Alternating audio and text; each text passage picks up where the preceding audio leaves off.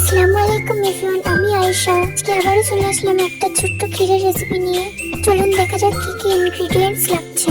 এখানে প্রথমেই আমি নিয়ে নিয়েছি একটু সুজি, চিনি, লিকুইড দুধ, এখানে ছোট্ট কিউট একটা দুধের প্যাকেট, ঘি, লবণ, আর এখানে আছে কিছু ড্রাই ফ্রুটস যেমন ধরুন আমন্ড, কাজু, কিশমিশ আর খেজুর। এবার চলুন শুরু করা যাক। এই তো আমি কড়াইটাকে চুলার উপর বসিয়ে দিলাম। এবার আমি দিয়ে দিচ্ছি অল্প একটু ঘি।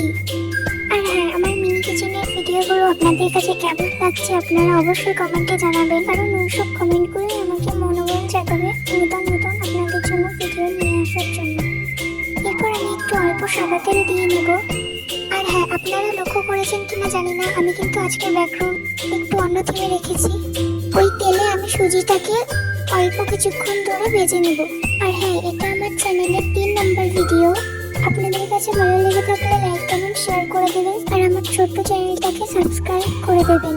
আমার ভাজা হয়ে গেছে, তাই এখানে আমি তুলে নিচ্ছি কড়াইটাকে। এরপর আমি একটা নতুন কড়াই বসালাম এবং তাতে অল্প লিকুইড দুধ দিয়ে দিলাম। এবার আমি দিয়ে দিচ্ছি একটু চিনি,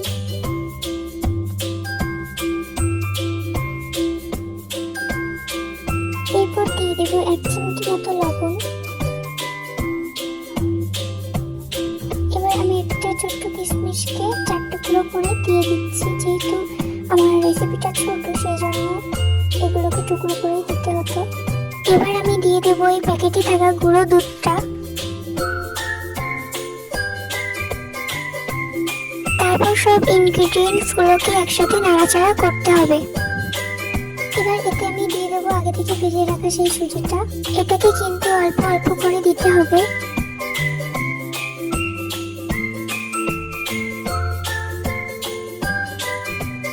তারপর একসঙ্গে সবগুলোকে ভালো মতো নাড়াচাড়া করতে হবে। অনবরত নেড়ে যেতেই হবে, কারণ বন্ধ করলে নিচে ধরে রাখতে পারে। দেখুন, ঠিক এইভাবে আমার মতো করে। এবার আমার ছোট্ট ক্ষীরটা খাওয়ার জন্য একদম পারফেক্ট রেডি হয়ে গেছে, তাই এটাকে আমি নামিয়ে নেব। এটাকে আমি দেখতেই পাচ্ছেন বন্ধুরা, ছোট্ট একটা সুন্দর প্লেটে পরিবেশন করে নিচ্ছি। তো এই যে গাইস, দেখুন আমি ডেকোরেশন করে নিয়ে এসে আপনাদের সামনে। আপনারাই দেখুন কতটা লোভনীয় হয়েছে দেখতে। ভিডিওটা এই পর্যন্ত। আল্লাহ হাফেজ।